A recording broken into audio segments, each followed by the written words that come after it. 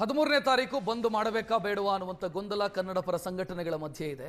ಇನ್ನು CWRC meeting ಇವತ್ತು ದೆಹಲಿಯಲ್ಲಿ ನಡೆಯುತ್ತೆ. ಇದರ ಜೊತೆಗೆ ತಮಿಳುನಾಡು ಸುಪ್ರೀಂ ಕೋರ್ಟ್ಗೆ ಸಲ್ಲಿಸಿರುವಂಥ ಅರ್ಜಿಯ ವಿಚಾರಣೆಯೂ ಕೂಡ ನಡೆಯೋದಕ್ಕಿದೆ. ಕೇಳಿದ್ದಕ್ಕಿಂತ ಹೆಚ್ಚು ನೀರು ಹರಿಸಿದ್ರು ತಮಿಳುನಾಡು ಖ್ಯಾತೆ ತೆಗೆಯೋದನ್ನು ಮುಂದುವರಿಸಿದೆ. ಸುಪ್ರೀಂ ಕೋರ್ಟ್ಗೆ ತಮಿಳುನಾಡು ಅರ್ಜಿ ಸಲ್ಲಿಸಿದೆ, ಅದು ಗುರುವಾರ ವಿಚಾರಣೆಗೆ ಬರುತ್ತೆ. ತಮಿಳುನಾಡು ಹೇಳ್ತಾ ಇರೋದು ಪ್ರಾಧಿಕಾರದ ಆದೇಶವನ್ನು ಕರ್ನಾಟಕ ಪಾಲಿಸಿಲ್ಲ ಅಂತ. ಆದರೆ ನಮಗೆ ಆದೇಶ ಇದ್ದಿದ್ದು 4.5 TMC ಹರಿಸೋದಕ್ಕೆ. ನಮ್ಮಿಂದ ಹರಿದು ಹೋಗಿರುವಂಥ ನೀರು ಸುಮಾರು 8 TMC. ಕಬಿನಿಯಿಂದ ಹರಿದಂಥ ನೀರು ಮತ್ತು ಸಹಜವಾಗಿ ಹರಿದು ಹೋಗುವಂಥ ನೀರು ಸೇರಿ 8 TMCಗಿಂತ ಹೆಚ್ಚು ನೀರು ತಮಿಳುನಾಡಿಗೆ ಈ 15 ದಿನದ ಅವಧಿಯಲ್ಲಿ ಹರಿದು ಹೋಗಿದೆ. ಆದರೆ ತಮಿಳುನಾಡು ಈಗ ಸುಪ್ರೀಂ ಕೋರ್ಟಿಗೆ ಹೋಗಿ ಅವರು ಪ್ರಾಧಿಕಾರದ ಆದೇಶವನ್ನು ಪಾಲಿಸ್ತಾ ಇಲ್ಲ ಕರ್ನಾಟಕದವರು, ಅವರಿಗೆ ನಿರ್ದೇಶಿಸಿ ಅಂತ ಹೇಳೋದರ ಜೊತೆಗೆ ಹಳೆಯ ಬಾಕಿಯನ್ನು ಕೂಡ ಬಿಡುಗಡೆ ಮಾಡೋದಕ್ಕೆ ಸೂಚಿಸಿ ಅಂತ ಕೇಳಿಕೊಂಡಿದೆ. ಹಳೆಯ ಬಾಕಿ ಅಂತಂದ್ರೆ ನಾನು ಆಗಲೇ ಹೇಳಿದೆ ನೋಡಿ, ಜೂನ್ನದ್ದು, ಜುಲೈನದ್ದು ಮತ್ತು ಮುಂದಕ್ಕೆ ಆಗಸ್ಟ್ನ ನೀರಿನ ಕೋಟ, ಇದೆಲ್ಲವನ್ನು ಸೇರಿಸಿ ಅವ್ರು ಕೇಳ್ತಾ ಇದ್ದಾರೆ.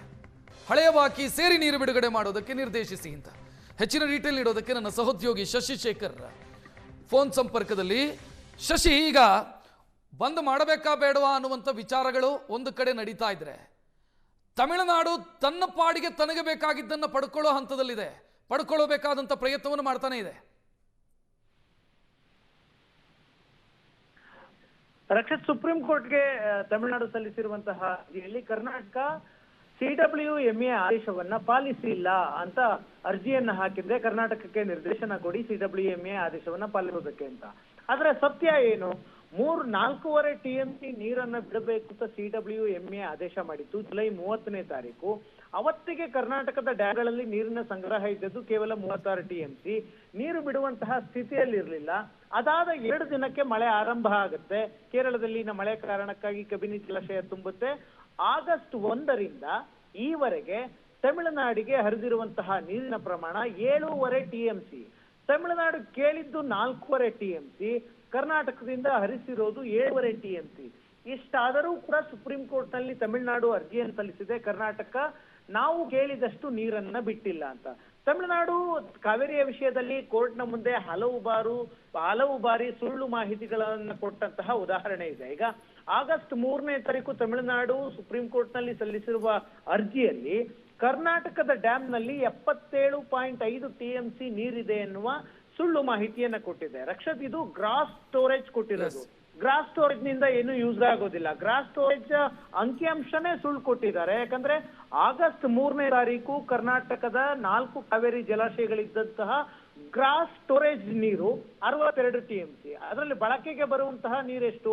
38 TMC. ಎಷ್ಟು ನೀರು? 23 TMC ನೀರು 4 ಜಲಾಶಯಗಳಲ್ಲಿ ಡೆತ್ ಸ್ಟೋರೇಜ್ಗೆ ಹೋಗುತ್ತೆ. 38 TMC ನೀರಿದ್ದಾಗ 77 TMC ನೀರು ಕರ್ನಾಟಕದಲ್ಲಿದೆ, ಎಷ್ಟಾದ್ರೂ ಕೂಡ ಬರ್ತಾ ಇಲ್ಲ ಅಂತ ಸುಳ್ಳು ಮಾಹಿತಿನ ತಮಿಳುನಾಡು ಸರ್ಕಾರ ಸುಪ್ರೀಂ ಕೋರ್ಟ್ಗೆ ಕೊಟ್ಟಿದೆ. ಈಗ ಕಬಿನಿ ಜಲಾಶಯದಿಂದ ಆಗಸ್ಟ್ 1ರಿಂದ 25,000 ಕ್ಯೂಸೆಕ್ಸ್ ಗರಿಷ್ಠ, ಕನಿಷ್ಠ 10,000 ಕ್ಯೂಸೆಕ್ಸ್ ಪ್ರತಿದಿನ ಹರಿತಾ ಇದೆ.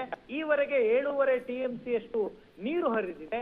ಇಷ್ಟಾದ್ರೂ ಕೂಡ ಸುಪ್ರೀಂ ಕೋರ್ಟ್ ನಲ್ಲಿ ಅರ್ಜಿಯನ್ನ ಸಲ್ಲಿಕೆ ಮಾಡಿದೆ. ನಿನ್ನೆ ತುರ್ತು ವಿಚಾರಣೆಯನ್ನ ಮಾಡಬೇಕು ನಮ್ಮ ಅರ್ಜಿಯನ್ನ. ಕರ್ನಾಟಕ ನೀರು ಬಿಡ್ತಾ ಇಲ್ಲ, ಬರದ ಛಾಯೆ ಇದೆ ತಮಿಳುನಾಡಿನಲ್ಲಿ, ನೀರು ಬೇಕು, ಕುಡಿಯೋದಕ್ಕೂ ನೀರಿಲ್ಲ ಅಂತ ಸುಪ್ರೀಂ ಕೋರ್ಟ್ ನಲ್ಲಿ ವಾದವನ್ನು ಮಂಡಿಸಿದ್ರು. ಮುಖ್ಯ ನ್ಯಾಯಮೂರ್ತಿಗಳ ಪೀಠ ಗುರುವಾರ ಆ ಅರ್ಜಿಯ ವಿಚಾರಣೆಯನ್ನ ಮಾಡ್ತೀವಿ ಅಂತ ಹೇಳಿದ್ರೆ, ಗುರುವಾರ ಈ ಅರ್ಜಿಯ ವಿಚಾರಣೆ ಬರುತ್ತೆ. ಮತ್ತೊಂದು ಆದೇಶ ಬರುತ್ತಾ ಕಾದ್ ನೋಡ್ಬೇಕಿದೆ. ರಕ್ಷತ್, ಥ್ಯಾಂಕ್ ಯು ಶಶಿಶೇಖರ್ ಮಾಹಿತಿಗೆ.